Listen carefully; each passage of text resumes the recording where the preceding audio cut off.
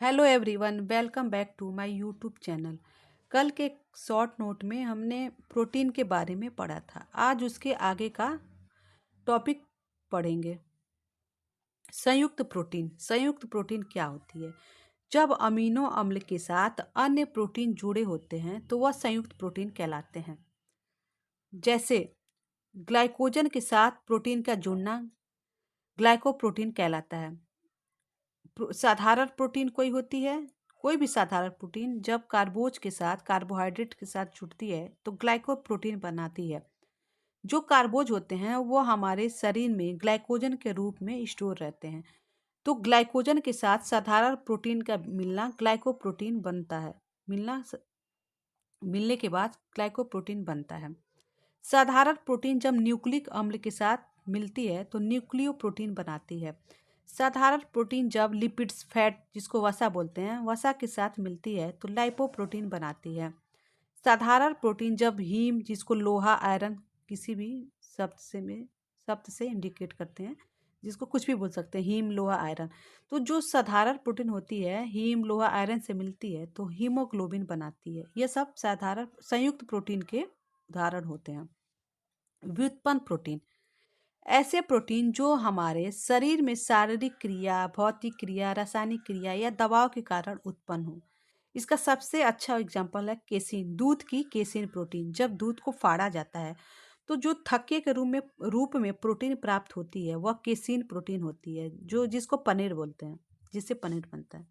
वह व्युत्पन्न क्रिया से उत्पन्न होती है। और व्युत्पन्न क्रिया जो व्युत्पन्न प्रोटीन होती है दो प्रकार की होती है, प्राथमिक व्युत्पन्न प्रोटीन और द्वितीयक व्युत्पन्न प्रोटीन। प्राथमिक व्युत्पन्न प्रोटीन तीन प्रकार की होती है। यह प्रोटीन अघुलनशील होती है, इसे मेटा प्रोटीन कहते हैं, इसे जमे हुए प्रोटीन कहते हैं। जो प्रोटीन होती है प्राथमिक प्रोटीन वह अघुलनशील होती है, जैसे केसिन जो पनीर बनता है वो घुलता नहीं है दोबारा। फाइब्रिनोजन मेटा प्रोटीन यह अम्ल व क्षार की क्रिया के पश्चात मेटा प्रोटीन बनती है, यह घुलनशील होती है। जमे हुए प्रोटीन एल्ब्यूमिन, सिस्टोनिन, क्षारीय एल्ब्यूमिन, अम्लीय एल्ब्यूमिन, ये सब जमे हुए प्रोटीन के उदाहरण हैं। द्वितीयक व्युत्पन्न प्रोटीन, इसमें पेंटोन्स, प्रोटीएजेज, पेप्टाइड आते हैं। पेंटोन्स जो होता है वह अघुलनशील होता है, प्रोटीएजेज घुलनशील होता है, और जो पेप्टाइड होता है वो पेप्टाइड बॉन्ड द्वारा बंधा रहता है। अनाजों में मिथ्योनिन प्रोटीन पाई जाती है अनाजों में, और लाइसिन का अभाव होता है। अमीनो अम्ल का अभाव होता है। और दालों में लाइसिन प्रोटीन पाई जाती है और मिथ्योनिन प्रोटीन अमीनो अम्ल का अभाव होता है, या इसे प्रोटीन बोलिए या अमीनो अम्ल बोलिए।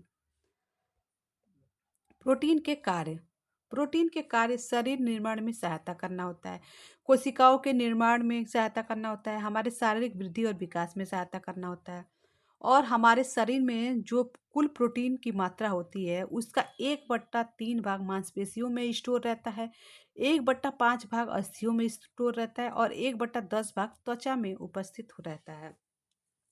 प्रोटीन का कार्य तंतुओं के पुनर्निर्माण एवं मरम्मत हेतु होता है। प्रोटीन शरीर की क्रियाओं को नियमित करते हैं। अधिकतर प्रोटीन एंजाइम, हमारे शरीर में जितने भी एंजाइम्स होते हैं उनका निर्माण प्रोटीन की सहायता से ही होता है। प्रोटीन रक्त को बहने में सहायता करते हैं, रक्त को जमाने में सहायता करते हैं, रक्त को बहने से रोकने में सहायता करते हैं। शारीरिक यौगिकों का निर्माण, जो हमारे शरीर में आवश्यक शारीरिक यौगिक का निर्माण होता है वह प्रोटीन की सहायता से ही होता है। सभी प्रोटीन एंजाइम नहीं होते हैं, क्योंकि जो एंजाइम होते हैं उनका निर्माण प्रोटीन से ही होता है। जितने भी एंजाइम हैं उनका निर्माण हमारे शरीर में प्रोटीन करता है। इसलिए सारे प्रोटीन एंजाइम नहीं होते हैं, लेकिन सारे एंजाइम प्रोटीन होते हैं, क्योंकि एंजाइम का निर्माण प्रोटीन से ही होता है। तो जो ये टर्म है ये कई एग्जामों में, अलग अलग एग्जामों में पूछा गया कथन अभिकथन के रूप में, कि सभी प्रोटीन एंजाइम नहीं होते हैं और सभी एंजाइम प्रोटीन होते हैं। क्या यह कथन सही है या गलत, ऐसे क्वेश्चन करके आता है। तो इस टर्म को याद रखेंगे आप लोग कि सारे प्रोटीन एंजाइम होते हैं, लेकिन सारे एंजाइम प्रोटीन होते हैं, क्योंकि एंजाइम का निर्माण प्रोटीन की सहायता से होता है, लेकिन सारे प्रोटीन एंजाइम नहीं होते।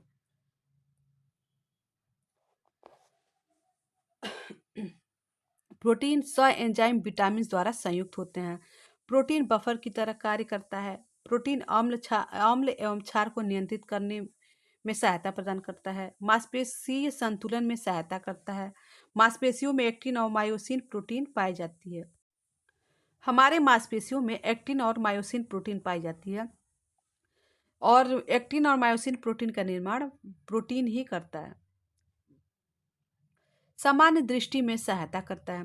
जो हमारे आँख में कॉन्स और रॉड्स होते हैं, हमारे आँखों में कॉन्स और रॉड्स होते हैं। कॉन्स के निर्माण के लिए आयोडोप्सिन प्रोटीन आवश्यक होता है, और रॉड्स के निर्माण के लिए रोडोप्सिन प्रोटीन आवश्यक होता है। आयोडोप्सिन प्रोटीन जो होता है वह हमें उजाले में देखने में सहायता प्रदान करता है, और जो रोडोप्सिन प्रोटीन होता है वह अंधेरे या रात में देखने में सहायता प्रदान करता है। इन दोनों का निर्माण, जो आयोडोप्सिन है और रोडोप्सिन है, इसका निर्माण प्रोटीन की सहायता से ही होता है। यह इंपॉर्टेंट है एग्जाम की दृष्टि से। इस ट्रिक से याद रख सकते हैं। कॉन्स और रॉड्स। जैसे प्रश्न बनता है कि उजाले में देखने के लिए कौन सी प्रोटीन सहायता प्रदान करती है, या अंधेरे में देखने के लिए कौन सी प्रोटीन सहायता प्रदान करती है, तो उजाले में देखने के लिए आयोडोप्सिन प्रोटीन सहायता करती है, और अंधेरे या रात में देखने के लिए रोडोप्सिन प्रोटीन सहायता प्रदान करती है। तो इसको ऐसे याद रखते हैं, कौन आयो उजाले में, कौन्स होते हैं, कौन्स आयोडोप्सिन जो उजाले में देखने के लिए सहायता प्रदान करती है, और रोड पर रात में जो रॉड्स होते हैं, रॉड्स हमारे आंखों में, वो रात में देखने के लिए जो रॉड्स होते हैं, रॉड्स उनकी जो प्रोटीन होती है रोडोप्सिन, वह रात में देखने में सहायता प्रदान करती है। या आप अपने ट्रिक से याद कर सकते हैं इसे। प्रोटीन की सर्वाधिक आवश्यकता बच्चों एवं वृद्धों को होती है। कोशिका निर्माण की आवश्यकता को प्रोटीन पूरा करता है। बच्चों में 15 साल तक की उम्र में थाइमस ग्रंथि जो होती है उसका निर्माण प्रोटीन ही करता है। जो थाइमस ग्रंथि होती है वह हमारे वक्ष गुहा में स्थित होती है, और धीरे धीरे जो थाइमस ग्रंथि होती है समाप्त हो जाती है वृद्धावस्था तक आने में। जब कोई व्यक्ति वृद्ध हो जाता है या वृद्धावस्था की अवस्था में आता है, तो थाइमस ग्रंथि जो होती है विलुप्त हो जाती है। इसका निर्माण किशोरावस्था तक ही होता है, धीरे धीरे यह विलुप्त हो जाती है जैसे जैसे आयु बढ़ती है। जो प्रोटीन होते हैं जटिल कार्बनिक तत्व होते हैं। इनमें कार्बन, हाइड्रोजन, नाइट्रोजन और ऑक्सीजन होता है। प्रोटीन का निर्माण 20 अमीनो अम्ल से होता है। आरएनए जो आरएनए होता है वह 3 प्रकार का होता है, mRNA, aRNA और स्मॉल rRNA। जो mRNA होता है वह 20 अमीनो अम्ल की पहचान करता है, और किसी भी मेटाबॉलिज्म की क्रिया को कंट्रोल एंजाइम ही करते हैं, और एंजाइम का निर्माण प्रोटीन से होता है। मेटाबॉलिज्म जिसको उपापचय बोलते हैं। मेटाबॉलिज्म की क्रिया को तेज एंजाइम्स और हार्मोन करते हैं।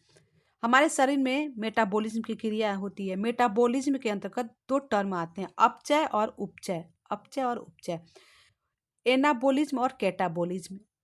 कैटाबॉलिज्म में भोज्य पदार्थ छोटे छोटे टुकड़ों में टूटता है, और एनाबॉलिज्म में यह पदार्थ अवशोषित किया जाता है हमारे शरीर द्वारा, जिसका अर्थ होता है जोड़ना। जब खाद्य पदार्थ पचकर हमारे शरीर द्वारा अवशोषित कर लिया जाता है विभिन्न पोषक तत्वों के रूप में, तो उसे एनाबॉलिज्म कहते हैं।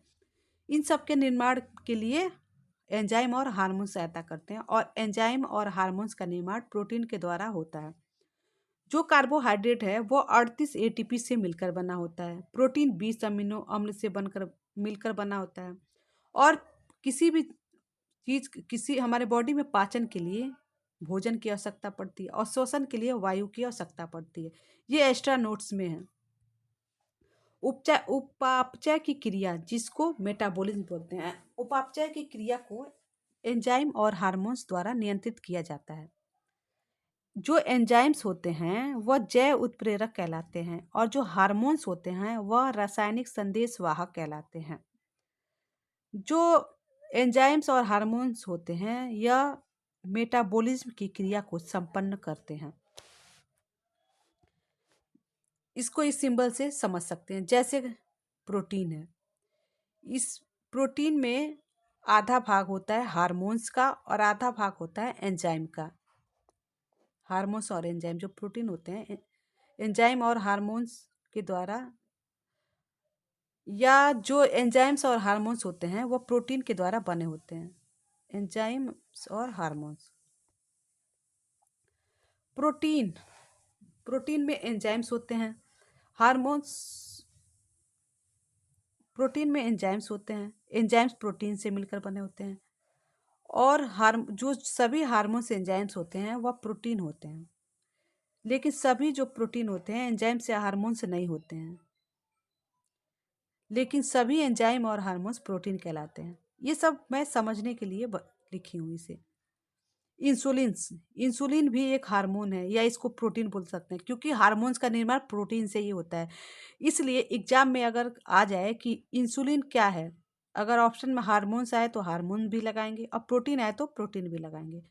इंसुलिन हार्मोन से एक हार्मोन है और हार्मोन का निर्माण प्रोटीन से होता है, इसलिए इसको प्रोटीन भी बोल सकते हैं। किसी क्वेश्चन आता है किसी भी क्रिया को तेज कौन करता है, तो किसी भी क्रिया को तेज एंजाइम और हार्मोन्स करते हैं। सबसे ज़्यादा ऊर्जा फैट से प्राप्त होती है, फिर प्रोटीन से प्राप्त होती है, फिर कार्बोहाइड्रेट से प्राप्त होती है। तो आज प्रोटीन का टॉपिक समाप्त हुआ। अगर आप मेरे चैनल पे नए हैं तो चैनल को सब्सक्राइब करें और वीडियो को लाइक शेयर कमेंट ज़रूर करें। Thank you.